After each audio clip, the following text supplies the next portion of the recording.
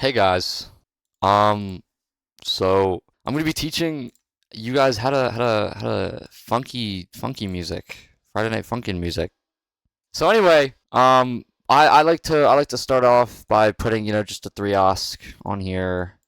Oh, and taking the limiter off the master, and just working on. I don't really care what the synth sounds like, but I'm just doing it to make basic chords. So me personally, I don't know anything about music theory, right? So I just kind of slap random things down until they eventually sound good. Um, just give me a second. I'm gonna make a chord progression real quick. Okay. So after you make the chord progression, I like to add some variety to the chords. Here, just watch. I'll show you what I mean. Oh yeah, and you should probably change the BPM before you do this, or during while you do this. I'll do like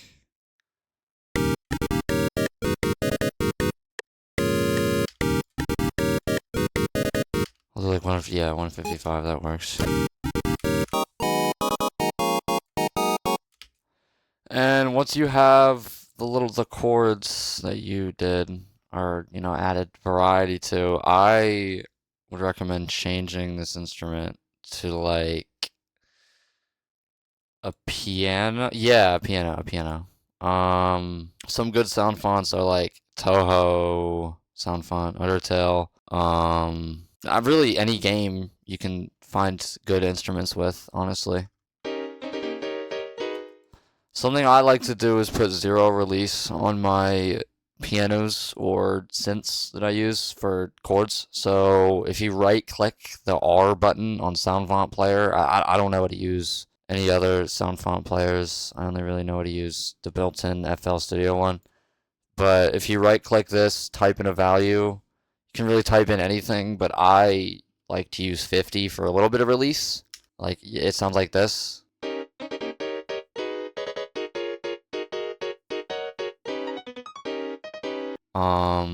I think that sounds pretty nice. I think I'll keep it at 50, maybe a little less actually. Release, it doesn't really matter. Whatever set fits, sounds better in your opinion. Now mixing. I'm not that great at mixing, but what I do with mixing, I like to put OTT on pretty much everything except for drums and percussion.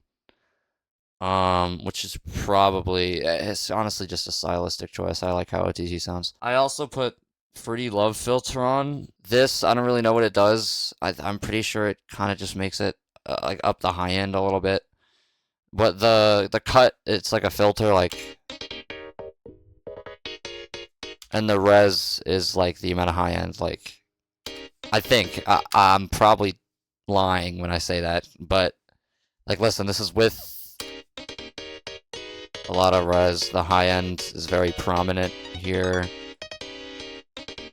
And then here the high end is not really that prominent. I just like to put a little bit just because that it's a style thing. I've been doing it for a while. And then mixing with an EQ, probably cut off low end a little bit. Whenever you see like peaks in certain areas with EQs, try to diminish that a little bit just so it doesn't clip with anything. Everything else, honestly, once you have a chord progression. Oh wait, my little signature. I just like to pitch it up by like 30. Yeah. Everything else, bass, for example. Let me try to find a bass real quick. Bass, I look through Serum presets and I just edit the oscs on it so it, for my liking. Which honestly, you don't really need to know anything smart to do, making these synths. I just do random things until it sounds good. Now mixing with bass, with your EQ, you want to have your low end really high so it's, bassy.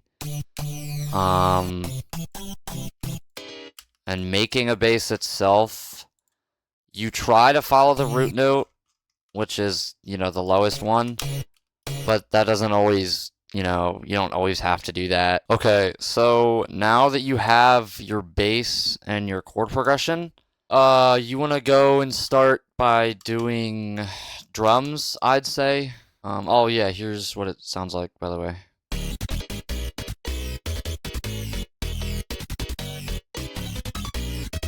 I'll change volumes later. I like doing volumes after I add drums. So drums! Honestly, drums are just finding samples on the internet. I like to use cymatics. Looperman is a good one. And then sound fonts people also use, like drum sound fonts. I don't use sound fonts for drums. I just think it's too tedious in my opinion. Let me find some drums. Okay, so with kicks, you're mixing once, I don't really do much mixing on my kick. I just put low filter a little bit. And then put an EQ and up the low end so the kick is impactful.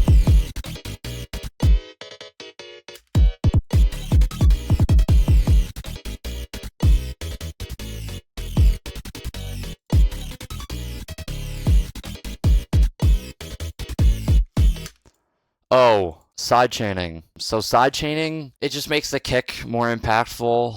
What I like to do, I like to put a fruity balance on a random track with nothing on it that isn't already linked to an instrument. It shouldn't be linked to an instrument. And I get a little piece from here, like about half, and I make an automation clip of the volume, and I route this sidechaining track to a track with the bass and some other stuff. There is really no correct way of doing sidechaining, as long as it just sounds good in your opinion. I like putting it on bass and some backing chords, and maybe some other stuff, but sidechaining, again, it's preference, honestly. So to do sidechaining, you want to route the bass's track to the sidechaining track. I like to rename this, right-click it, and then name it to sidechain. I like to do that, just so that I know which one it is. You right-click on this little arrow, but while being selected on the track that the bass is on, you right-click sidechain to this track only, and you turn this knob up to where it sounds the same that it normally did. And with the kick, here, let me put these where the kicks are. You want to put the sidechain where the kick is, where your kicks are. These kind of things, I like to just do one, because it kind of just sounds weird with two. Anyway, this is what it sounds like with the kick.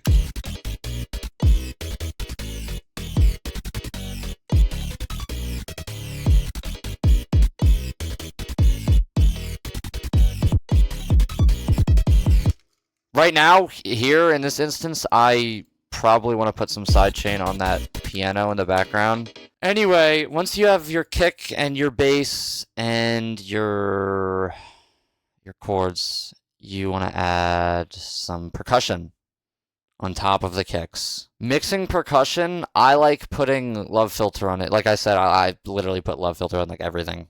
Okay, so once you have a decent amount of percussion, you want to go ahead and start thinking about the layout of the song that you're going for.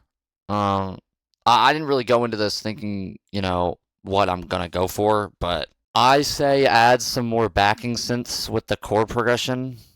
Like you see how this is sort of high, like the pitch is high. You want to have something to balance that out and have something lower. For example, let's get the Toho sound font. Let's say you want to have an organ, for example. You could honestly use any instrument, but I'm just going to use an organ, for example.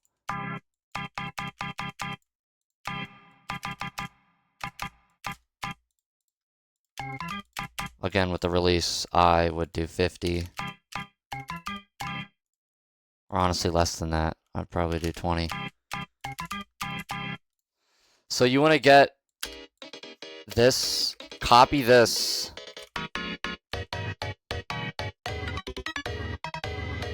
and then just copy that as, you know, something to put in the background of everything.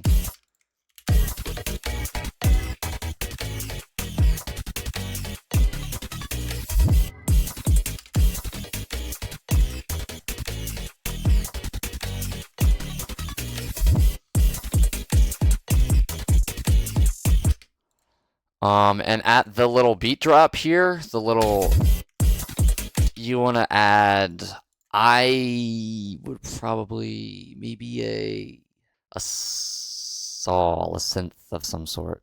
And with that synth, you can use the same chord progression, but just change it up a little, like add more variety to it, like we did the first time. Oh, and panning. Panning is very important in music, so everything doesn't just sound like it's on one ear. Panning makes it sound more like it's actually being played around you rather than just through headphones. It gives more of like a realistic kind of vibe to it, I guess. Chorus is a very important mixing thing to do. It helps mix tracks very well. It helps, you know, make them kind of not sound out of place. Again, with some more to make it sound more impactful, the beat drop, I mean, you can add, try not to add too many instruments so it doesn't sound cluttered and, you know, make the instrumental sound sloppy and, I forget what the word is, muddy, yeah, that's the word. But I would put just because it's my style of music, in the background, like as backing chords, I would put something like this going through the whole song. Have this affected by the sidechain, by the way. Always have backing chords affected by the sidechain. And with these, you could just stack like this. I like to just balance it out so that it's kind of bassy, but it's not bassy at the same time. Everything else, for example, like you see how these are kind of clipping with each other because they're similar instruments? That's how you know when you should change one of those two instruments. And like, for example, I'm not going to use a square wave for this. I'm going to use a brass. I'm probably going to put some chorus on this too. So it mixes better. Everything else, as a build-up goes on, I would just add more percussion as a build-up happens. Like, you know, build up to something. As the song progresses, my songs usually add bass. So I'll add a flex instrument. Flex is really good. I use flex a lot in my songs. For bass, they have good basses. If you look through, like here, hell, I'm probably gonna use this one actually.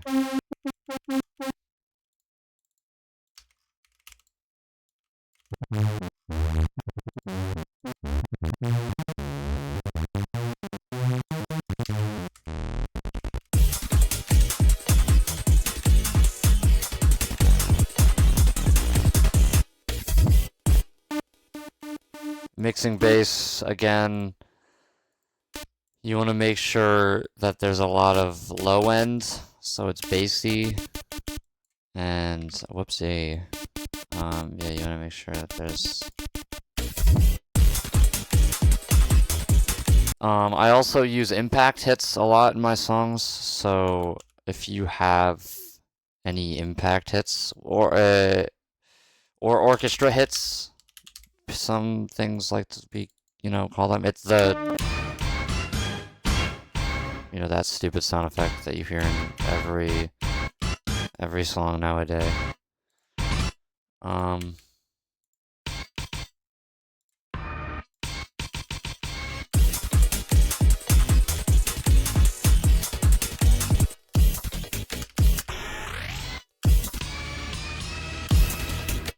I don't know why the hell I haven't been putting reverb on any of this stuff. Hold on. Everything else, honestly, like vocals. Okay, vocals. Here's the instrumental that I have so far.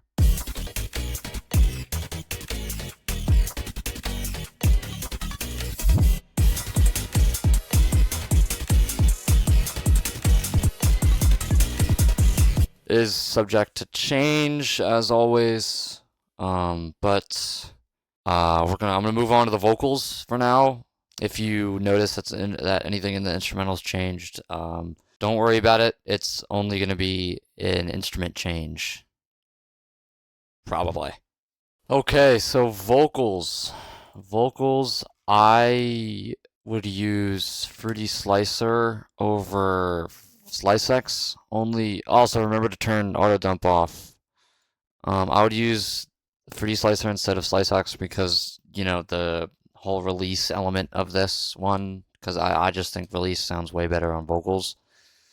But anyway, so what you want to do is you want to get your chromatic, let's say boyfriend, for example.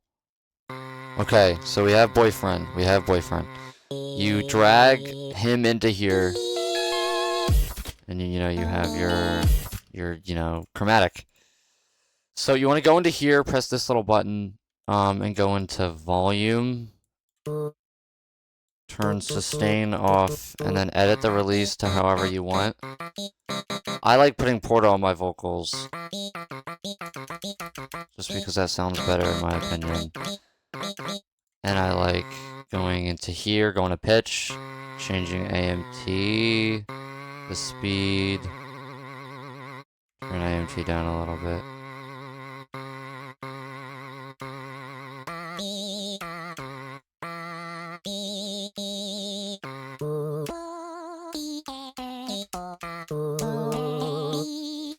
Anyway, vocal mixing. Once you're done with this, vocal mixing. Hold on, let me get a better mixer track. Vocal mixing, I like to put OTT, chorus, love filter, just to boost that high end a little bit more. Fruity reverb, normal reverb, reverb delay 2. Go to presets, widen, and then turn it down a little bit. Then for EQ, you want to change this to this, drag this in just a little bit, the cutoff, and then boost that high end just a little bit more. And then after that, I know, a lot of delays, a lot of reverb. I know. Don't go harassing me in the comment section, guys. For those who are music nerds, don't do that. Anyway, Fruity delay 3. And you put it up to about here or here. It doesn't really matter.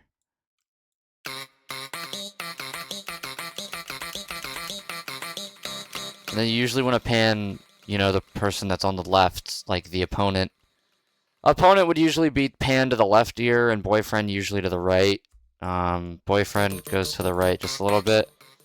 But yeah, vocals, that's vocal mixing. And making vocals, I like having my backing chords behind me as I, do this, as I do vocals. So like, for example, like.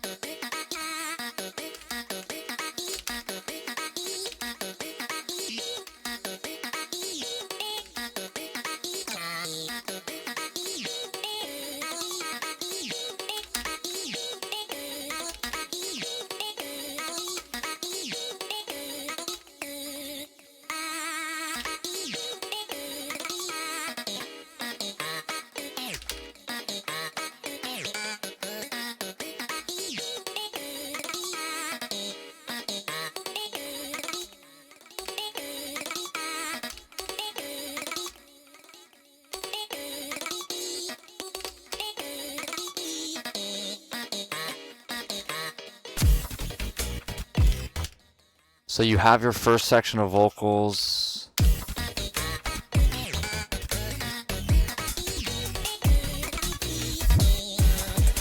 Ew, that last note sounds terrific. Holy. Oh my god.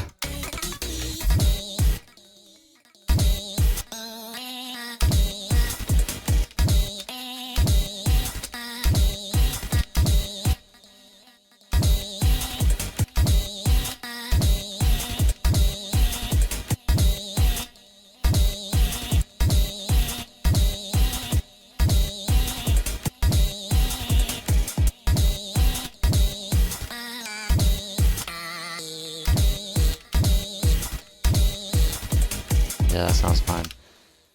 So anyway, you have...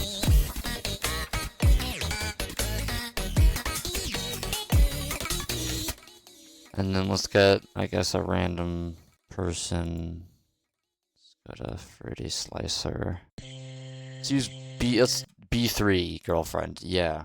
Oh shoot, forgot to turn off auto dump. If that ever happens, just go out of that and then just press Control Z until the lines disappear. Yay, do the same vocal mixing that you did last time.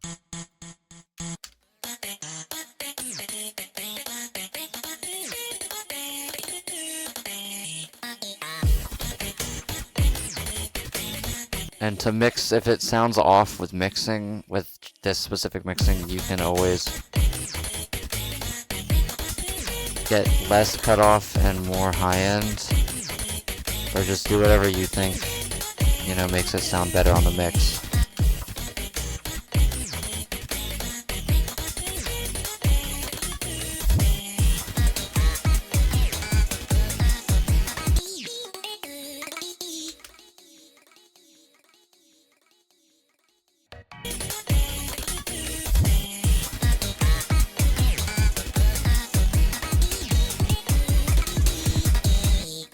You know, for example, like here's the full thing so far, by the way.